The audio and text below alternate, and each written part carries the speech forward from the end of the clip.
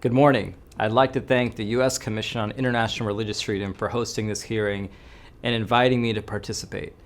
I value USCIRF's work and their long-standing partnership with the State Department's Office of International Religious Freedom in advancing freedom of religion or belief around the world. Monitoring and combating anti-Muslim hatred has always been a part of my office's mandate. We document cases of violence and discrimination against Muslims around the world in our International Religious Freedom Report. We also engage diplomatically and programmatically to address the overt and underlying drivers of these issues. Anti-Muslim hatred, of course, does not occur in a vacuum. It is often part of a political context that includes political leaders and parties that espouse hatred and intolerance, laws and policies that unduly restrict religious freedom, the denial of justice and accountability resulting in a culture of impunity, and unchecked societal intolerance towards members of religious minority communities. Our focus today is on anti-Muslim hatred, but other forms of racism, xenophobia, and intolerance, including anti-Semitism and anti-immigrant discrimination, flourish under these conditions as well, which ultimately undermines peace and security. In recent years, we've seen how anti-Muslim hatred has often corresponded with other societal trends, including the rise of populism and nationalism, and an increase in xenophobic language and political rhetoric.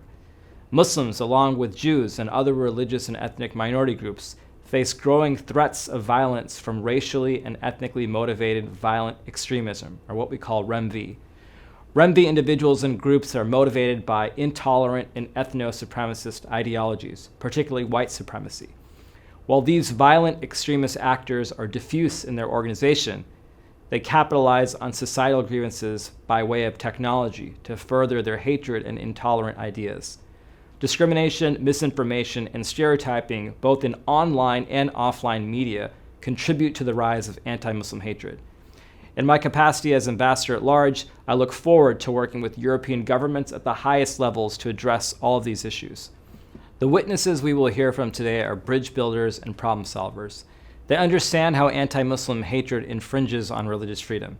They recognize that the consequences of policies and actions born of this hatred stunts the development of safe, inclusive, and equitable societies. I look forward to hearing their thoughts on how we can collectively stem the disturbing tide of anti-Muslim hatred we are witnessing in Europe. We must determine how to push back on hurtful ideologies and actions, and to find constructive ways to build communities not only free of fear, but full of hope. Thank you so much.